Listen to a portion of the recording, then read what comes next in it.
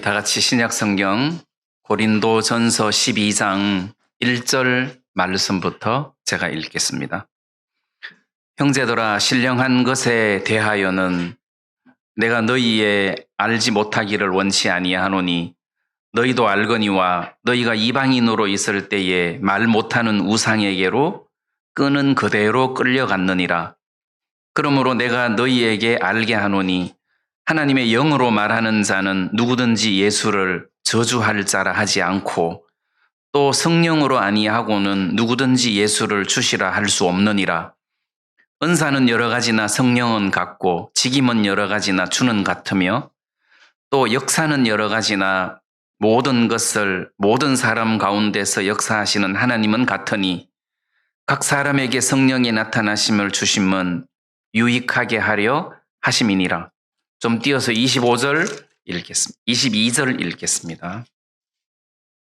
이뿐 아니라 몸에 더 약하게 보이는 지체가 도리어 요긴하고 우리가 몸에 덜 귀히 여기는 그것들을 더욱 귀한 것들로 입혀주며 우리의 아름답지 못한 지체는 더욱 아름다운 것을 얻고 우리의 아름다운 지체는 요구할 것이 없으니 오직 하나님이 몸을 고르게 하여 부족한 지체에게 존귀를 더하사 몸 가운데 분쟁이 없고 오직 여러 지체가 서로 같이 하여 돌아보게 하셨으니 25절 말씀까지만 읽겠습니다.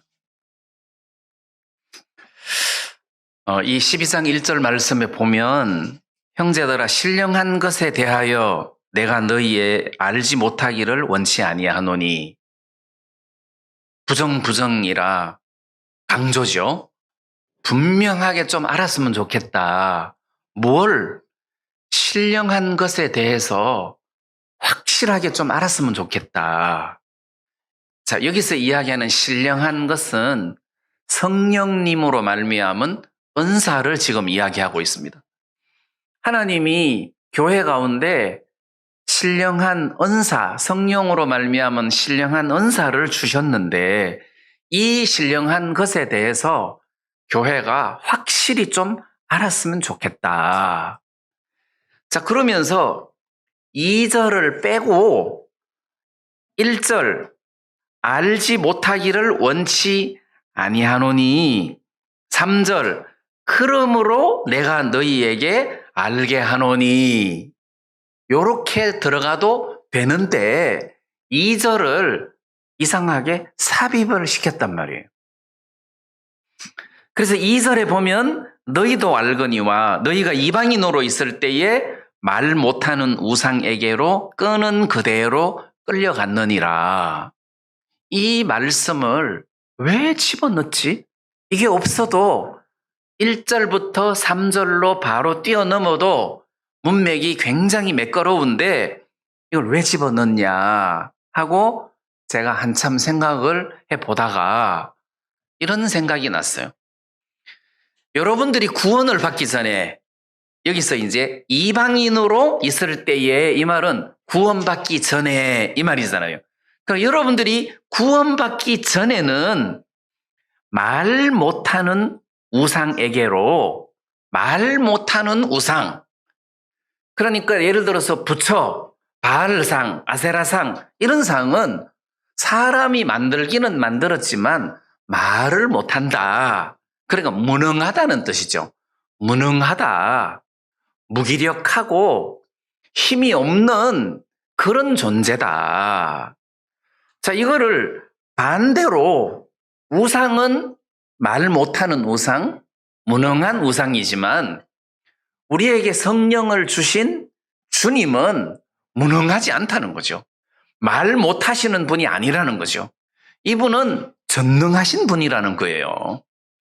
자, 우리가 구원을 받기 전에 말 못하는 우상이 끄는 그대로 끌려갔느니라. 이렇게 설명을 하고 있는데 여러분들이 구원받기 전에를 한번 생각해 봐요. 여러분들이 구원을 받기 전에 우상이 끄는 그대로 끌려갔다고 믿는 사람 누가 있습니까? 내가 구원받기 전에 우상이 끄는 대로 끌려가는 삶을 살았다는 것도 모르고 그냥 살았단 말이에요. 저는 중학교 다닐 때 학교 교훈이 내 갈 길은 내가 개척이에요. 내 갈 길은 내가 개척한다.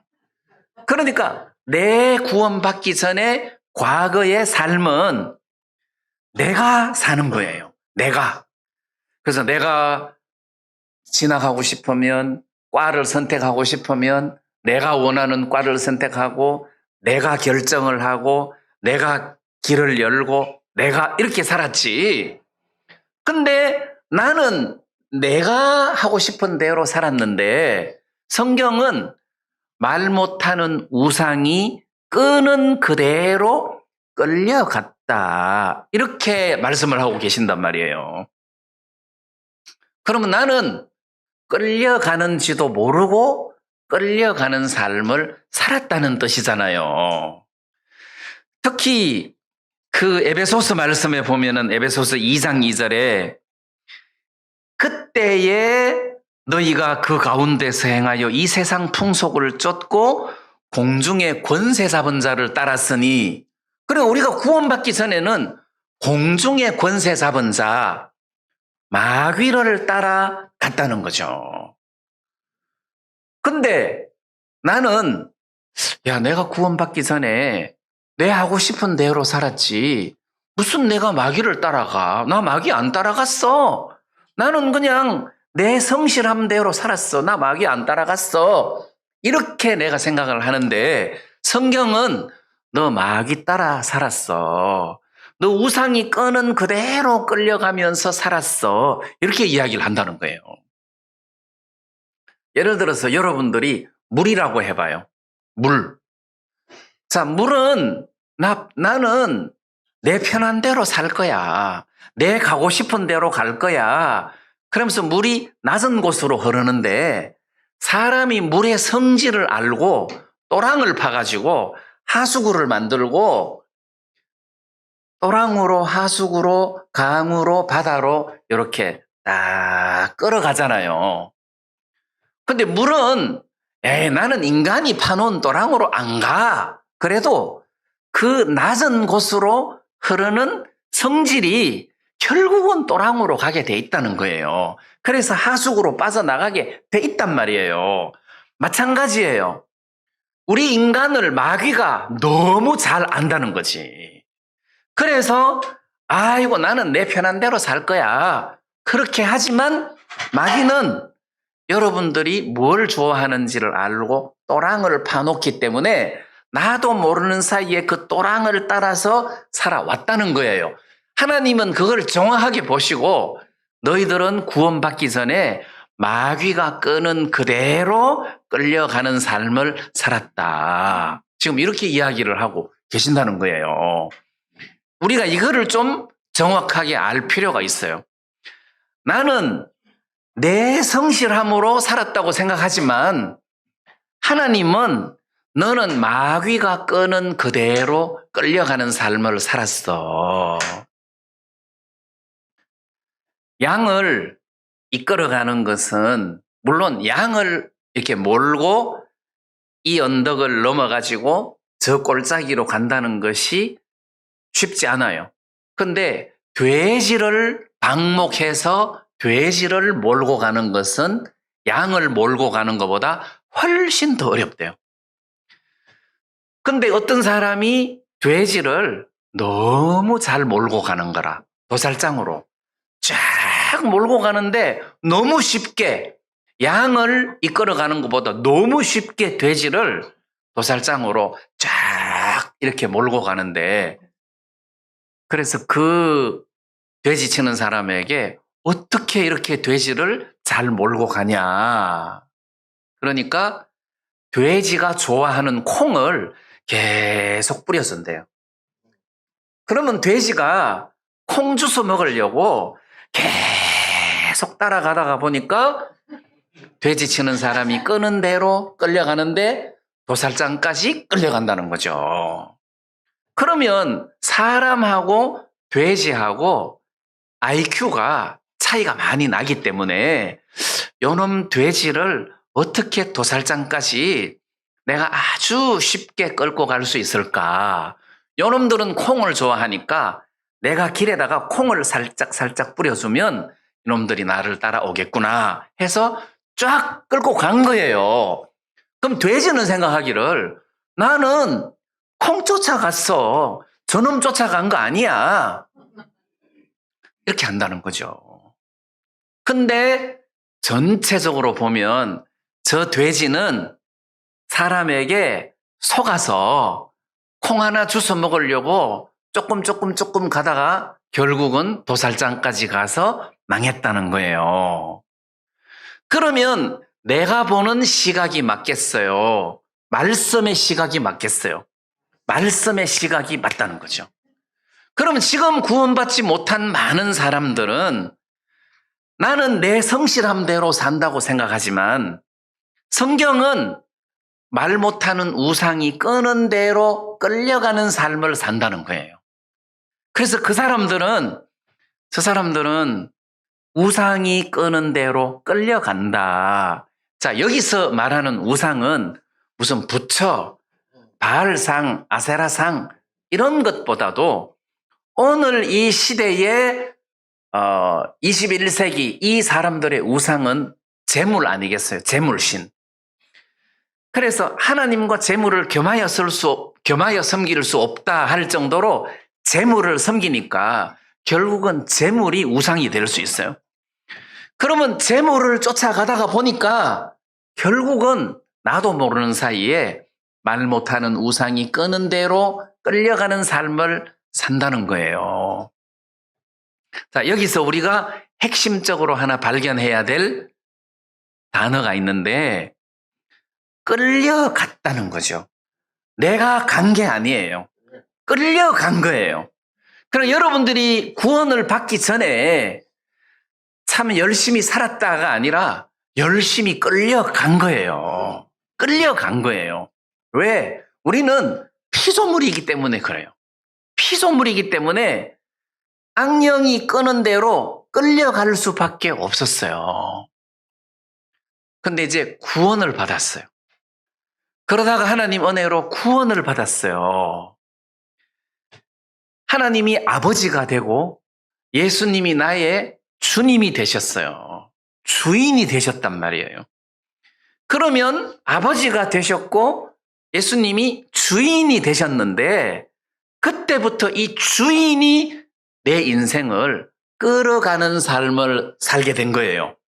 말하자면 구원받기 전에는 말 못하는 우상이 끄는 대로 끌려갔고 구원을 받고 난 이후에는 하나님의 성령, 하나님이 예수님께서 나를 인도하시는 대로 이끌림을 받았다.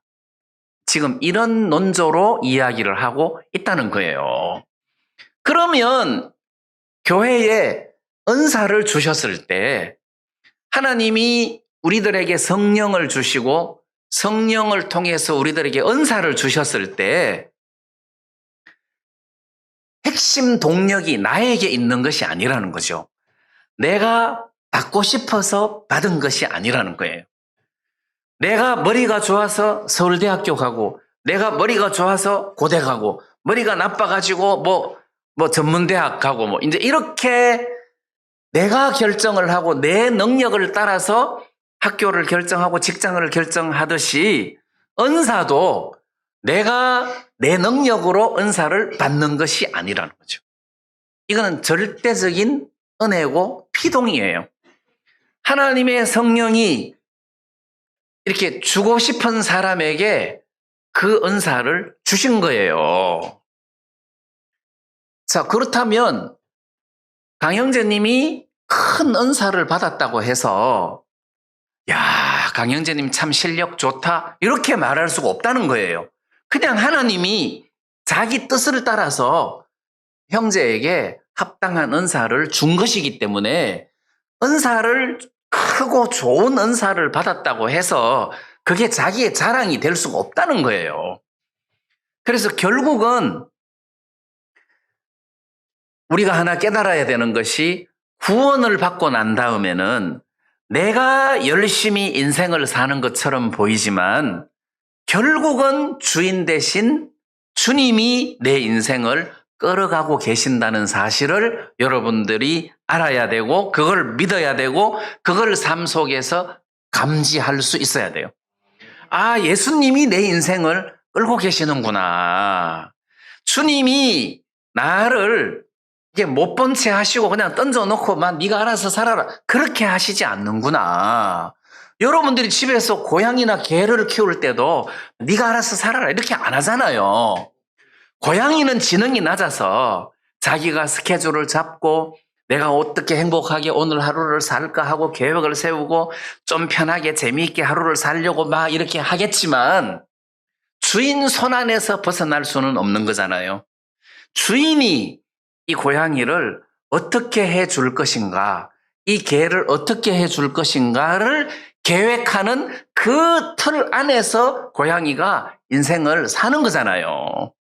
마찬가지로 우리도 주님이 계획하신 그 뜻 안에서 내가 인생을 사는 거예요. 그래서 전체적으로 내 인생을 예수님이 책임지고 이끌고 계시는구나. 내가 주님의 손 안에 있구나. 내가 한 마리 양이라면 주인 되시는 목자가 나에 대하여 아주 관심과 신경을 많이 쓰고 계시는구나. 이렇게 믿으면 된다는 거예요. 그래서 우리 마음에 내 인생을 책임지시는 예수님이 계신다는 믿음이 여러분들에게 있어야 돼요. 그게 확실하게 있어야 여러분들 마음속에 쉼이 생긴다는 겁니다. 자, 구원받기 전에 말 못하는 우상이 우리를 끌고 갔어요. 구원받기 전에는 말 못하는 우상이 아니라 말씀하시는 하나님이 우리들에게 분명하게 말씀하시는 능력의 하나님이 우리를 이끌고 계신다는 그 특별한 전제를 우리 마음에 믿어야 된다. 그걸 여러분들 마음속에 확신을 해야 된다. 그걸 여러분들에게 좀 말씀드리고 싶습니다. 그리고 우리가 3절 말씀을 좀 묵상해 볼 필요가 있는데, 그러므로 내가 너희에게 알게 하노니, 자, 1절에는 너희가 알지 못하기를 원치 아니하노니 해놓고는 3절에 너희가 너희에게 알게 하노니 분명하게 좀 알아라. 뭘 분명하게 알아라고 하느냐? 하나님의 영으로 말하는 자는 누구든지 예수를 저주할 자라 하지 않는다. 또 성령으로 아니하고는 누구든지 예수를 주시라 할 수 없느니라. 무슨 이야기입니까? 예수님을 보고 주님은 나의 주인이십니다. 자, 이 고백을 여러분들이 한 번씩 했을 거 아니에요. 예수님은 나의 주인이십니다. 기도할 때도 주님 이렇게 했을 거 아니에요. 주님은 나의 주인이십니다. 할 때 그게 내가 한 게 아니라는 거죠. 성령으로 말미암지 않았다면 우리가 절대 그렇게 할 수 없다는 거예요. 지금 이 말씀은. 근데 우리는 생각할 때 성령으로 말미암지 않아도 구원 안 받은 일반 교회 사람들도 다 주님 하더라. 그렇게 하면 지금 이 말씀을 거스리는 꼴이 된다는 거죠. 그거 생각하지 말고 그냥 이 말씀만 그대로 생각을 해보자는 거죠. 성령으로 하지 아니하고는 누구든지 예수를 주시라 할 수 없다. 자, 어느 날 예수님께서 제자들에게 사람들이 나를 누구로 하느냐? 엘리야라고 합니다. 죽은 세례 요한이 살아났다고 합니다. 너희들은 나를 누구로 하느냐? 베드로가 주는 그리스도시요 살아계신 하나님의 아들이십니다. 이렇게 했단 말이에요. 그걸 좀 다르게 바꾸면 당신은 하나님의 아들이시고 당신은 그리스도시고 나의 주인이십니다. 이런 말이잖아요. 근데 그때 예수님이 뭐라고 말씀하셨습니까? 이를 네게 알게 하시는 이는 혈육이 아니요 하늘에 계신 내 아버지시니라. 그래서 마태복음 16장 17절에 이를 너에게 알게 하신 이는 혈육이 아니다. 네가 아니다. 네가 이 고백을 한 것은 네가 한 것이 아니고 하늘에 계신 내 아버지께서 이거를 너에게 알게 하셨다. 이랬단 말이에요. 우리가 복음을 전하고 그 사람들에게 복음에 대한 이해를 좀 알기 위해서 당신이 확실히 이제는 의인이라고 생각하느냐, 당신이 확실히 죄가 없다고 생각하느냐 할 때 나는 이제 확실히 의인입니다 하고 대답을 한다면 내가 그렇게 대답하는 게 아니라는 거지. 성령으로 말미암지 않고는 이렇게 대답할 수가 없다는 거예요. 어떤 특별한 상황을 여기 개입시켜가지고 이 말씀을 거스리려고 하지 말고 그냥 이 말씀을 그대로 한번 묵상을 하고 받아봐요. 아, 하나님의 성령이 나를 감동시켜서 알게 하셨구나. 뭘? 아, 예수님이 나의 주인이시구나. 내가 의인이구나. 내가 하나님의 아들이구나. 이걸 내 지혜로 깨달은 것이 아니라 하나님의 성령이 이걸 깨닫게 해 주셔서 나로 하여금 이 모든 부분들을 알고 믿게 하셨구나. 이렇게 여러분들이 한번 생각을 해보라는 거예요. 또 고린도후서 6장 2절에 보면 내가 은혜 베풀 때에 너를 듣고 구원의 날에 너를 도왔도다. 자, 이런 말씀이 있습니다. 내가 구원받을 때 내가 이해력이 좋아서 그 말씀을 이해를 하고 믿은 것이 아니라는 거죠. 하나님이 내가 구원을 받도록 도왔다는 거예요. 그런데 진짜 내가 구원받던 날을 가만히 생각해 보면 누가 옆에서 나를 도운 적이 없어요. 그냥 복음 전하는 목사님이 나에게 복음을 전해 주었을 뿐이지 무슨 누가 나를 도와. 근데 성경을 보니까 구원의 날에 너를 도왔도다. 누가? 내가, 하나님이. 내가 너를 도왔다. 그러셨단 말이에요. 그러면 내가 구원받던 날, 내가 영적으로 태어나는 날, 내가 영적으로 거듭난 날, 그날 하나님이 나를 도우셨다면 태어난 이후에 내 삶을 도와주셨겠어요? 안 도와주셨겠어요? 당연히 도와주셨다는 거죠. 당연히 도와주셨다는 겁니다. 자, 우리가 이거를 알아라는 거죠. 내가 너희에게 알게 하노니, 아, 내가 예수님을 주님 하고 불렀을 때, 이렇게 고백을 했을 때, 주님이 나를 도우신 거구나. 나는 구원받았다. 나는 이제 의인이다. 내가 하나님의 아들이다. 하고 고백할 때, 내 믿음으로 한 것처럼 보이지만, 하나님이 나를 도우셨구나. 그 이후에 계속해서 하나님이 나를 도와주셨겠구나. 앞으로도 나를 도우시겠구나. 이런 믿음이 바탕에 기초처럼 형성이 된다는 거예요. 자, 그러면 이 교회 가운데 은사적인 문제, 고린도 교회는 은사가 풍성한 교회였어요. 그래서 구변이 풍성하고 말도 잘하고 그리고 능력도 있고 그리고 은사도 풍성하고 하여튼 좋은 부분들이 많았어요. 그러다가 보니까 교만해가지고 판단하고 싸우고 분당이 생기고 이제 이렇게 된 건데 이런 은사가 내가 실력이 좋아서 이런 은사를 받은 것이 아니다. 내가 실력이 좋거나 믿음이 특별해서 이런 은사를 받은 것이 아니고 하나님의 성령이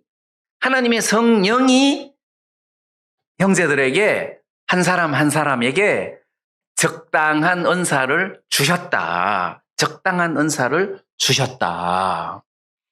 근데 하나님의 성령이 은사를 주실 때 대체적으로 못난 사람에게 귀한 은사를 주셨다. 왜? 몸을 고르게 하기 위하여. 그래서 22절 이하부터는 약하게 보이는 지체가 도리어 요긴하게 성령이 그 사람에게 좋은 은사를 줬다.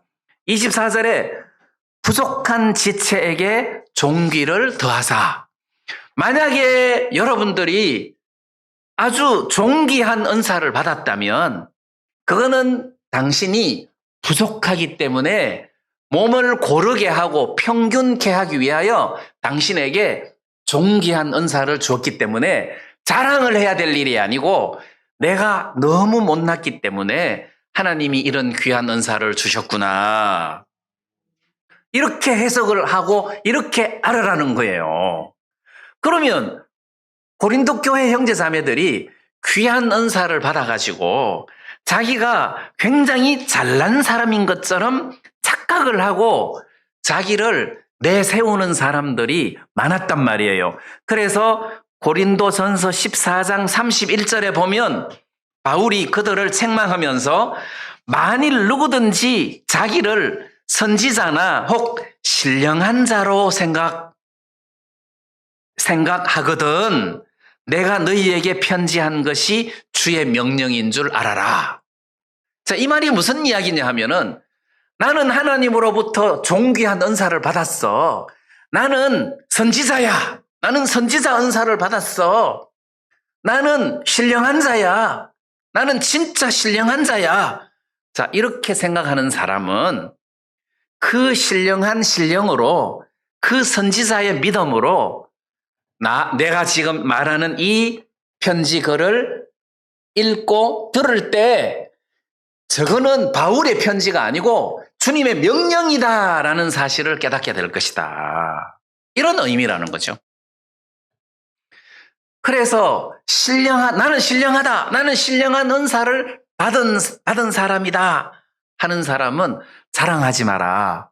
그 말은 내가 너무 부족했기 때문에 하나님이 나에게 신령한 은사를 주어서 몸을 고르게 하고 평균케 한 거다. 그래서 신령한 은사를 받은 사람은 자랑을 해야 되는 게 아니라 오히려 겸손해야 된다. 이걸 좀 알아라. 이 말이라는 거죠. 그래서 사도 바울이 사도의 직분을 받았고 사도 바울에게도 말할 수 없는 은사가 있었습니다. 근데 사도 바울은 뭐라고 이야기합니까? 고린도전서 15장에서는 만삭되지 못하여 난 자 같은 내게도 보이셨느니라. 자, 사도 바울은 자기를 사도들 중에서 가장 작은 사도다. 나는 만삭되지 못하여 난 자 같다. 자, 만삭되지 못했다는 말은 팔푼이라는 뜻이에요. 10달에 출생을 하는데 8달에 출생을 해가지고 8푼이다. 모든 면에서 온전하지 못하다. 이런 뜻이에요. 그러니까 사도 바울은 나는 8푼이다. 이렇게 했어요. 그리고 그 앞에 성도들이 무슨 우쭐대고 자기를 과시하고 교만을 떨고 할 수가 있겠습니까? 내가 하나님으로부터 귀한 은사를 받았다면 그거는 내가 8푼이고 부족했기 때문에 그런 나를 교회 안에서 고르게 하기 위하여 귀한 은사를 주어서 그 일을 하게 한 거다.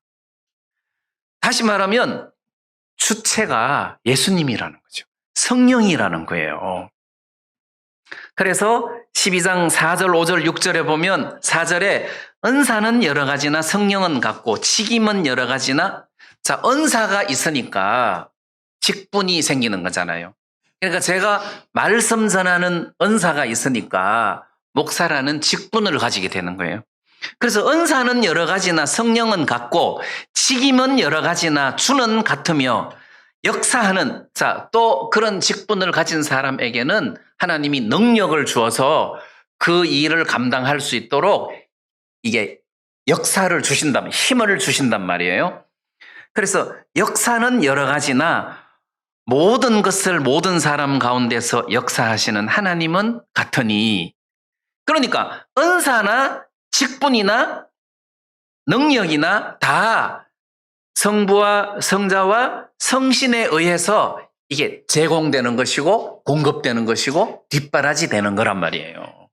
그래서 우리는 은사 속에 뒤에 숨어 있는 하나님을 봐야 된다는 거죠.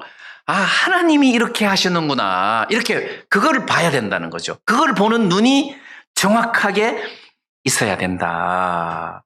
자, 이걸 이제 여러분들이 기억을 하시고, 그 다음에 이제 진짜 중요한 대목은 12장 7절 말씀입니다. 각 사람에게 성령의 나타남을 주심은 유익하게 하려 하심이라. 유익하게 하심이라. 근데 여기 이제 유익하게 하심이라, 이걸 영어 성경에 보면 every man, 그러니까 모든 사람을, 그러니까 모두를 유익하게 하기 위하여 그 사람에게 은사와 직분과 능력을 줬다. 이 말이에요. 모두를 유익하게 하기 위함이다. 그럼 예를 들어서 하나님께서 우리 정영재님에게 은사를 줄 때, 은사를 물건으로 한번 생각해 봅시다. 핸드폰을 줬다고 해봐요. 그럼 혼자 쓰면 돼. 핸드폰을 주면 모두의 유익이 될 수는 없다는 거죠. 그렇게 은사를 주신 것이 아니라 성령께서 정영재님에게 시스템 에어컨을 선물로 주신 거예요. 근데 그 시스템 에어컨을 집에 달라고 하니까 용량이 너무 커. 물론 뭐 요즘 아파트 집에 다는 사람이 있겠지만, 근데 주님이 정영재님에게 개인적으로 쓰라고 준 것이 아니라 교회의 유익을 위하여 시스템 에어컨을 줬으니까 주님 감사합니다 하고 교회 천장에다가 딱 달아놨어요. 그러면 누가 정영재님을 부러워하겠느냐는 거예요. 정영재님이 받았지만 혜택은 내가 누린다는 거예요. 그렇죠? 그럼 정영재님이 그거를 받아가지고, 은사를 받아가지고 교회 형제 자매들에게 유익을 끼쳐주면서 아이고 정영재님 감사합니다. 정영재님 감사합니다. 이래도 무슨 소리 하십니까? 이게 내가 한 게 아니고 주님이 주셔서 내가 이렇게 천장에 붙여가지고 이렇게 모든 사람들이 따뜻하게 여름에는 시원하게 하도록 이렇게 만든 겁니다. 이게 주님이 주셨습니다.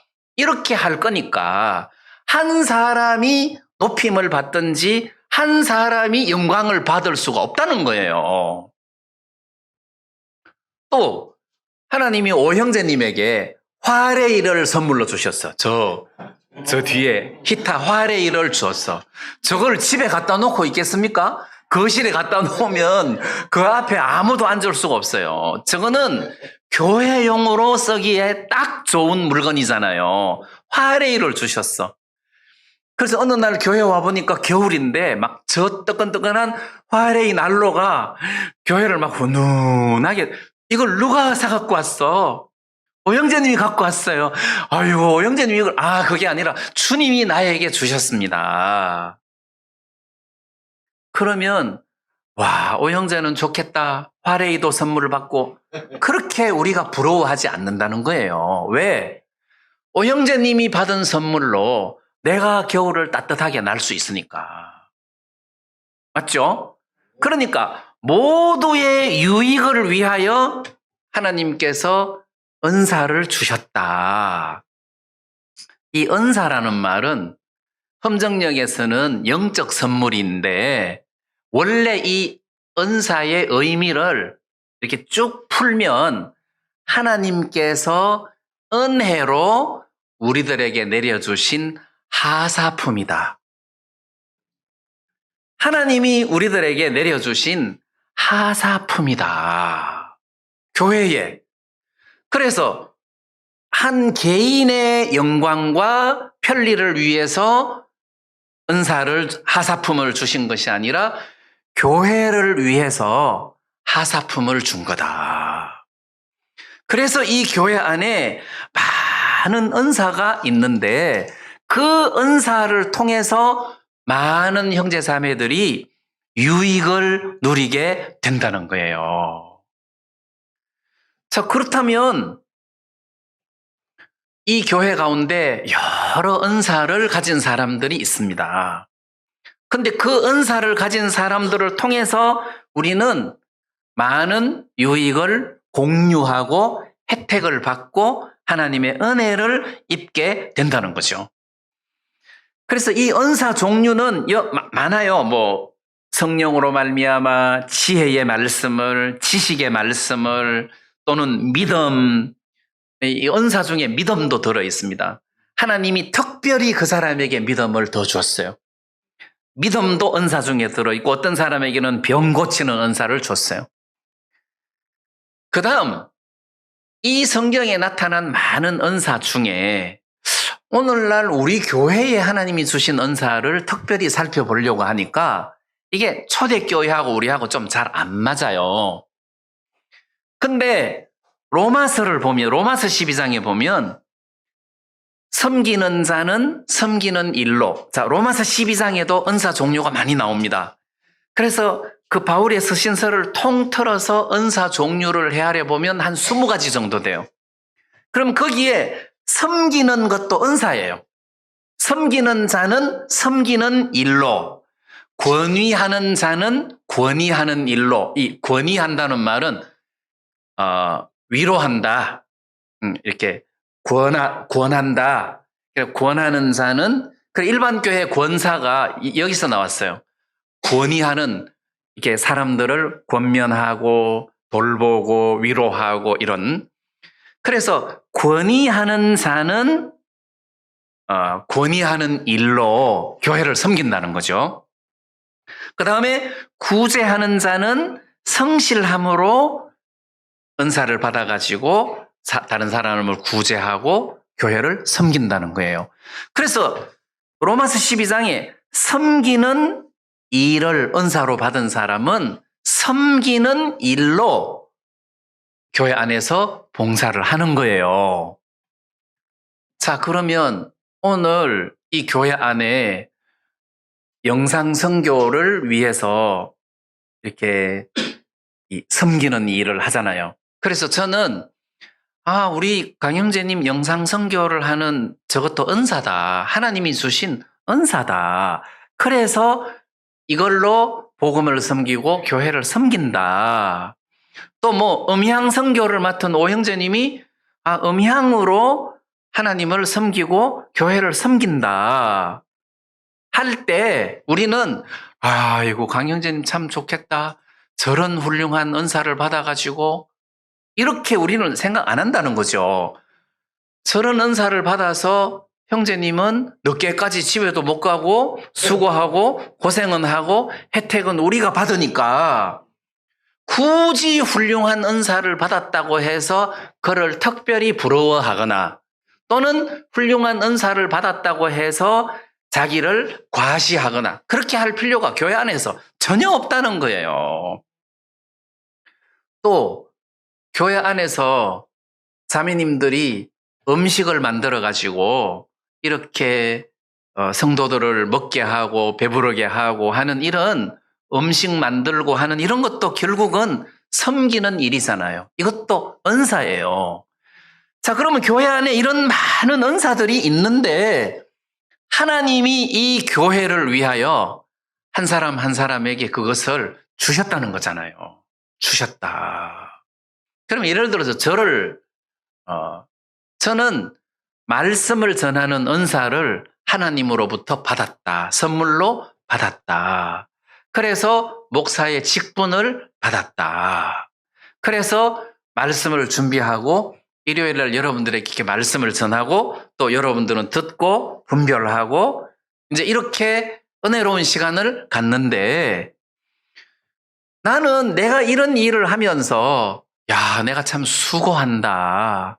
내가 참 고생한다. 이렇게 한 번도 생각 안 했어요. 내가 이렇게 하는 이걸 굉장히 기쁨으로 즐거움으로 이렇게 한단 말이에요. 그럼 이게 은사라는 거예요. 그러면 하나님이 여러분들에게 은사를 주었을 때 그 은사를 감당할 수 있는 마음도 주시고 지혜도 주시고 능력도 주신다는 뜻이잖아요. 그래서 우리는 그 뿌리를 항상 염두에 둬야 된다는 거죠. 은사는 교회 안에 나타나는 것이 은사지만 그 은사를 주관하시고 나누어 주시고 그 마음도 주시고 능력도 주시고 하는 에너지가 예수님이라는 거예요. 그 예수님이 이 교회 안에서 이 모든 것들을 다스리시고 이끄시고 그리고 고르게 하시고 그래서 자라나게 하신다. 자, 그렇게 생각하면 각 사람에게 성령의 나타남을 주시는 것은 모든 사람을, 이게 모든 두리뭉실하게가 아니고 한 사람 한 사람, 이게 에브리맨이기 때문에 한 사람 한 사람 한 사람 한 사람 전부 다가 그 은사의 혜택을 받을 수 있게 하려고 은사를 주셨다. 성령의 나타남을 주셨다. 그 말이란 말이에요. 그러니까 이 교회 안에 있으면 여러분들이 하나님의 은혜를 입을 수밖에 없다. 그래서 이 은사를 받은 사람은 그걸 막 자기 자랑을 하고 과시하고 자기를 세우고 높이고 그렇게 하는 사람은 교회를 잘 모르는 사람이고 하나님의 성령의 역사를 잘 모르는 사람이다. 오히려 그 은사를 받은 사람과 그 주위에 있는 사람들이 이런 은사를 주신 주님께 감사하고 영광을 돌리고 기뻐하고 즐거워하는 것이 맞다. 그래서 화레이 받은 사람, 에어컨 시스템 에어컨 받은 사람, 피아노 받은 사람, 또 부엌에 자매님들이 압력 50인용 압력 밥솥을 받은 사람, 그거를 어디 장자매님이 집에 가서 쓸 수 있겠습니까? 50인용 압력 밥솥인데 교회에서 써야지. 그러면 모두 다가 기쁜 거예요. 세상에 장자매님이 50인용 주님으로부터 받았구나. 내가 혜택을 누리잖아요. 감사하다. 그러니까 서로 사랑할 수밖에 없어요. 그래서 고린도전서 12장 다음에 13장은 사랑장이라고 할 만한 사랑이 나오는 거예요. 사랑하라가 아니에요. 사랑할 수밖에 없어요. 사랑할 수밖에 없어요. 아휴, 진짜 정영재님이 하나님 은혜로 시스템 에어컨과 히터를 선물로 받았고 50인용 밥솥을 선물 받았고 화레이를 받았는데 그걸 교회에 갖다 놓으니까 전부 다 유행한 거예요.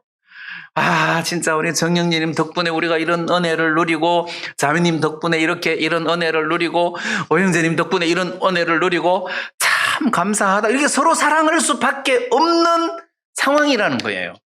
그래서 성경은 우리 보고 해라가 아니라 할 수밖에 없는 상황에서 해라라고 말하는 거예요. 그러니까 율법하고 다른 거죠. 그래서 모든 사람을 유익하게 하기 위하여다. 그래서 은사를 주었다. 그래서 우리 교회 가운데 이런 은사가 있을 때, 야, 감사하다. 하나님이 교회 가운데 이런 은사를 주셨구나. 이렇게 생각을 하고 감사하고 서로 사랑하는 것이 성숙한 교회의 모습이다. 이걸 우리가 좀 기억할 수 있으면 좋겠습니다.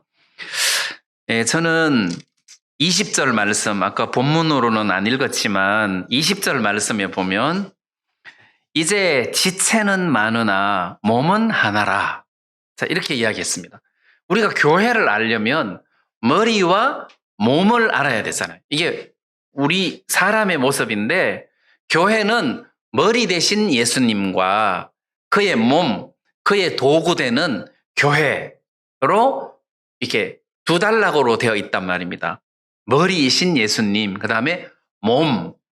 자, 그러면 오늘 이 교회 안에 있는 모든 형제 자매님들은 머리가 아니고 몸이라는 거예요.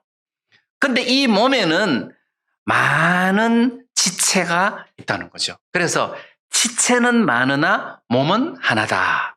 하나의 몸에 문어발처럼 많은 지체가 있다.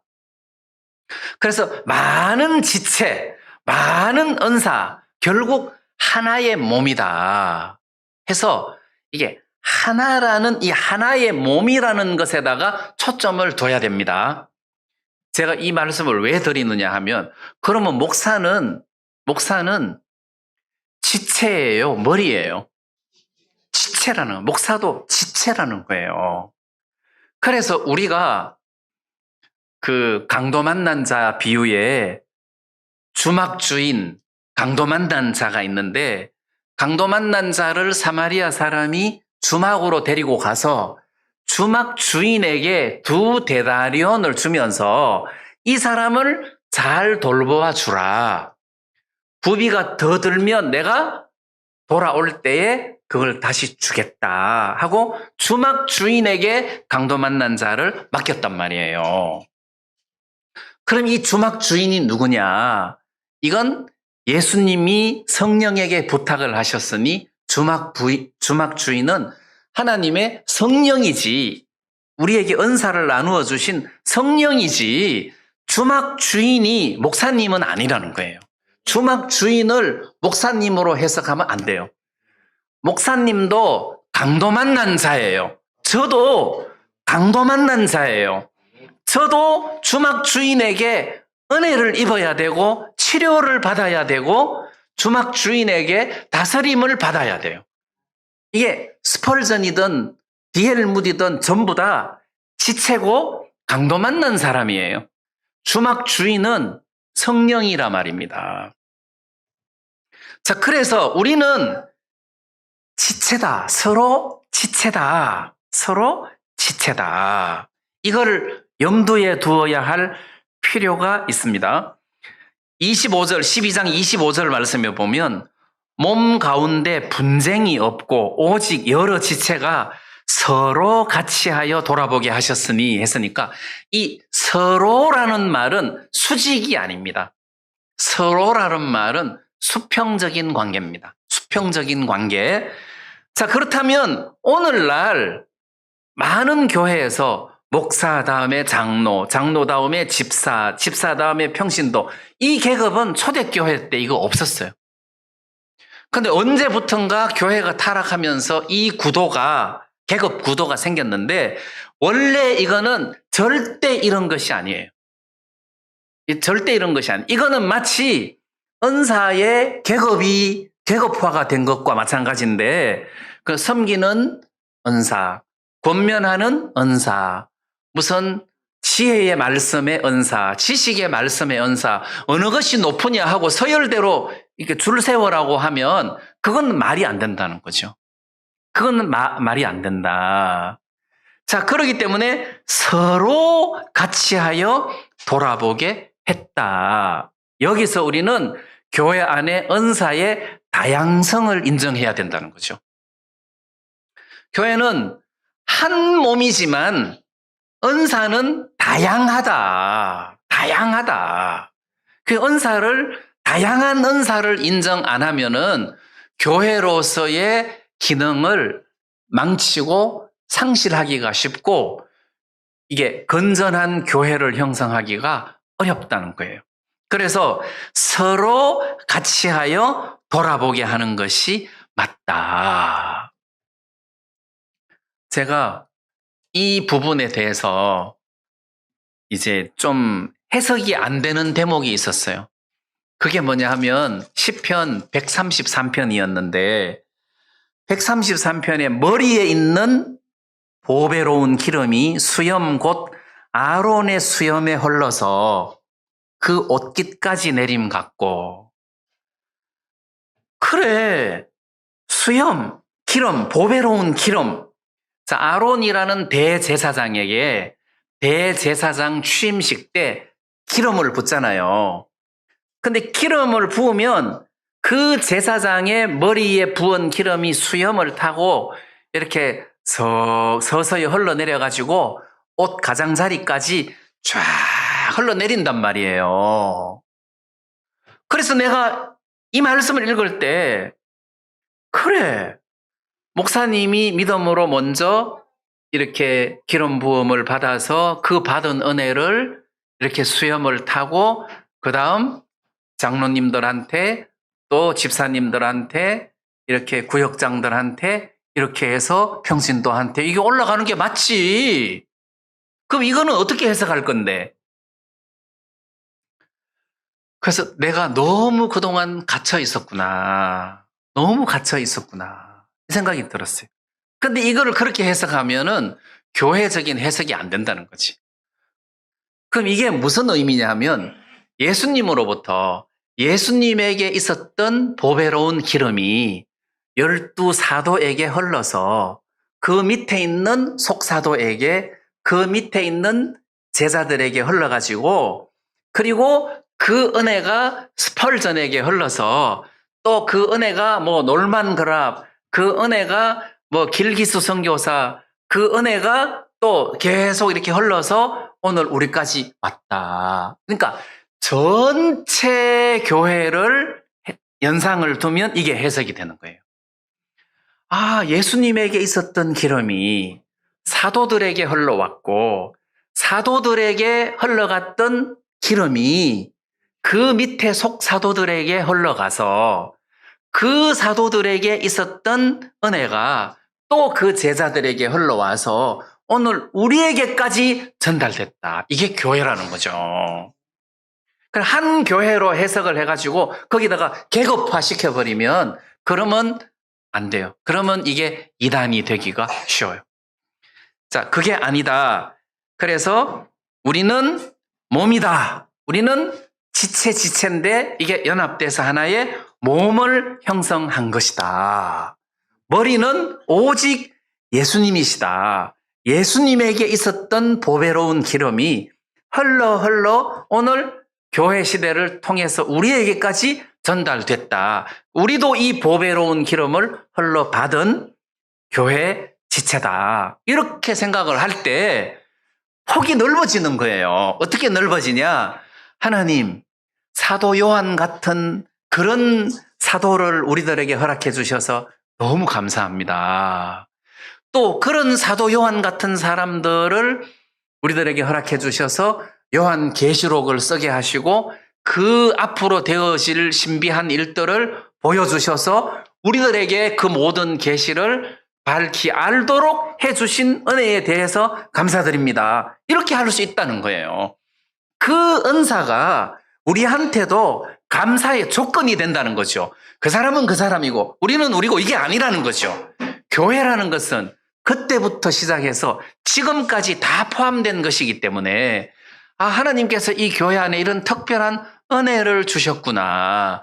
그 혜택을 오늘 여러분들과 제가 함께 누린다는 뜻이잖아요. 그러니까 누구를 내가 정영재님 위에 군림해서 정영재님을 다스리거나 이렇게 할 수는 없다는 거죠. 교회는 그런 데가 아니에요. 교회는 계급화가 되어 있는 데가 아니라 서로 같이 하여 돌아본다는 거죠. 이게 일방적인 것이 아닙니다. 내가 여러분들을 돌아보는 게 아니에요.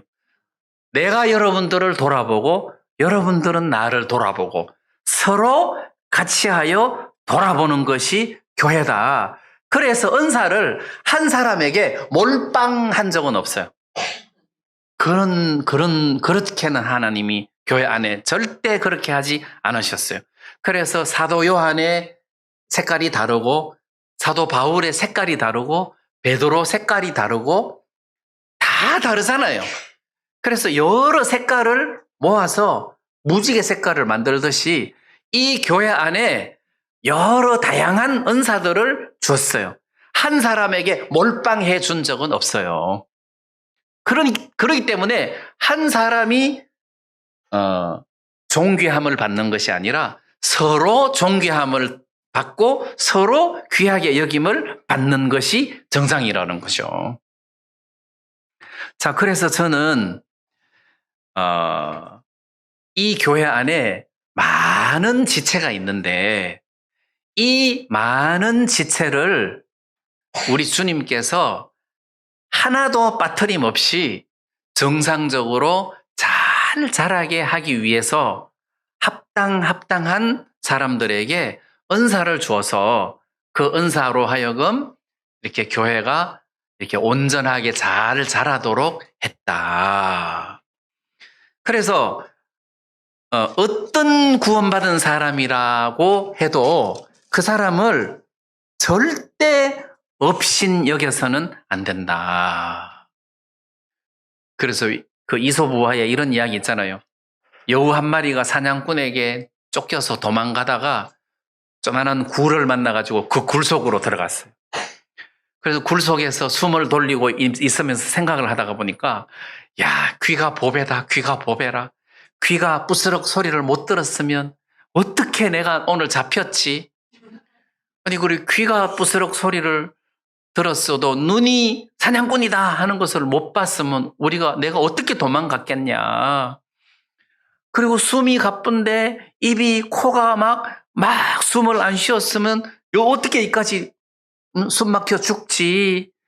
뭐 이래 하다가 보니까 내가 평소에 이렇게 포도 신포도 이런 것도 먹고 해갖고 이렇게 에너지가 몸속에 비축이 되니까 네가 달릴 수 있지. 내가 안 먹어주면 그러니까 다 귀한 거예요. 다리도 귀하고 막 귀도 귀하고 코도 귀하고 눈도 귀하고. 근데 가만히 생각하니까 꼬리는 한 게 없어. 물론 과학적으로 꼬리는 뭐 몸의 균형을 잡아줘 그런 게 있는데 그 우화에는 꼬리가 한 게 없어. 아이고 너는 쓸데없다 해갖고 꼬리를 바깥으로 내놨대. 굴 바깥으로. 그래서 사냥꾼이 지나가다가 보니까 요 꼬리가 있길래 잡아가지고 당겼더니 다 나오더라는 거지. 그래서 만약에 아이고 우리 정형제님은 여우꼬리다 여우꼬리. 그래도 붙어 있어야 돼. 그래도 그걸 바깥으로 내놓으면 안 돼. 그러면 결국 내가 나중에 상처 입는단 말이에요. 그리고 교회 가운데는 어떤 연약한 지체도 필요 없는 지체가 없다는 거예요. 다 귀하게 여겨야 된다. 다 귀하게 여겨야 된다. 내가 볼 때 필요 없지 성령이 볼 때는 다르다는 거죠. 내가 볼 때는 과거에 나는 우상에게 안 끌렸어요. 내 지혜로 살았지. 내가 볼 때는 교회 안에서 내 믿음으로 구원받았지. 무슨 성령이 돕기는 이렇게 생각하기가 쉬운데 그렇지 않다는 거예요. 하나님의 성령이 우리를 도우셨다는 겁니다. 작은 말 한마디, 고백 한마디, 간정 한마디 이런 게 하나님의 성령이 나를 도와주지 않으시면 내가 어떻게 이 일을 할 수 있냐? 절대 없다는 거예요. 그래서 이 교회 안에는 어떤 지체든지 간에 필요 없는 지체가 없다. 그래서 함부로 무시해서는 안 된다. 우리나라 속담에 개발에 땀날 때가 있다고. 개는 몸에 땅구멍이 없어요. 그러니까 땀이 안 나기 때문에 유일하게 체온을 조절하려면 입을 벌려가지고 혓바닥을 내밀고 혀로 체온 조절을 한다고 하잖아요. 땅구멍이 없어요. 근데 개 발에 땀이 난다는 것은 기적이라는 거죠. 기적이다. 그러면 우리 교회 안에 저 자매님은 평생 가도 저 형제님은 평생 가도 쓸모가 없다. 그런 사람도 땀날 때가 있다는 거지. 예? 이게 세상 교훈에도 땀날 때가 있다. 근데 평생이 아니라 제가 경험한 바에 아주 요긴할 때 쓰임을 받더라고요. 그래서 어느 누구도 무시하거나 없인 여겨야 될 지체는 아무도 없다. 그래서 우리가 하나님의 성령이 주인이시다. 하나님의 성령이 이걸 다 나누어 줬다. 하나님의 성령이 이 모든 것들을 관리를 한다. 그래서 지체를 욕하는 것은 주인을 욕하는 거나 마찬가지예요. 교회 안에서 그렇게 해서는 안 된단 말이에요. 하나님의 성령이 이 모든 것들을 교회 안에서 주관하시기 때문에 그분의 은혜 아래서 내가 살고 있고 저분도 주의 성령의 은혜 아래에서 살고 있기 때문에 서로 사랑하는 것이 맞다. 여기서 제가 한마디만 좀 더 하고 싶은 게 있는데 우리는 형제인데 교회 안에서 지체가 형제 관계지 친구 관계가 아니에요. 친구는 서로 뜻이 맞아가지고 이렇게 친구가 된 건데, 형제는 뜻이 맞아서 형제가 된 게 아니라 아버지 때문에 관계가 형성된 거예요. 형제가 된 거예요. 아버지 때문에. 그러면 나하고 강형제님하고 이렇게 친구처럼 이렇게 형제가 될 때는 중간에 하나님 아버지 또는 성령이 촉매 역할을 해 주어서 내가 이분을 사랑하고 이분이 강형제님을 사랑하니 내가 강형제님을 사랑하는 이런 구도로 교회 안에서 하나가 돼야지 되지. 한참 살다가 보면 한 10년 살다가 보면 성령 없이도 가까운 사이가 된단 말이에요. 성령 없이도 가까운 사이가 돼가지고 이물 없이 막 지내다가 보면 나중에 상처가 생기고 이게 마음이 갈라지기가 쉬워요. 그래서 우리 관계는 항상 아무리 가까워도 하나님의 성령을 중심으로 내가 이분의 은혜를 입고 내가 이분의 사랑을 받았고 이 형제님도 성령의 사랑과 은혜를 입고 있는 사람이라 그래서 우리 둘이는 서로 사랑할 수밖에 없는 형제 관계다 해서 항상 성령을 염두에 두고 가까운 관계를 유지해야 되는 것이지 무슨 뜻이 같고 성격이 같고 뭐 지방이 같고 뭐 이래서 하나가 되는 것이 교회가 아니에요. 교회는 가깝기는 가깝되 한 성령이기 때문에 우리가 가깝다. 그래서 예를 들어서 의견 충돌이 돼도 한 성령이기 때문에 이게 별로 문제가 안 된다. 교회 안에서 이 부분이 잘 다스려질 것이다 해서 그걸 믿음으로 넘어가야지 개인적인 어떤 성품으로 이렇게 가까워지고 멀어지고 이런 관계가 돼서는 안 된다는 거죠. 이런 관계가 돼서는 안 된다. 주의 성령으로 말미암아 형제 관계가 돼야 되는 거지 가까운 친구 사이가 되는 그런 관계가 되면은 안 된다.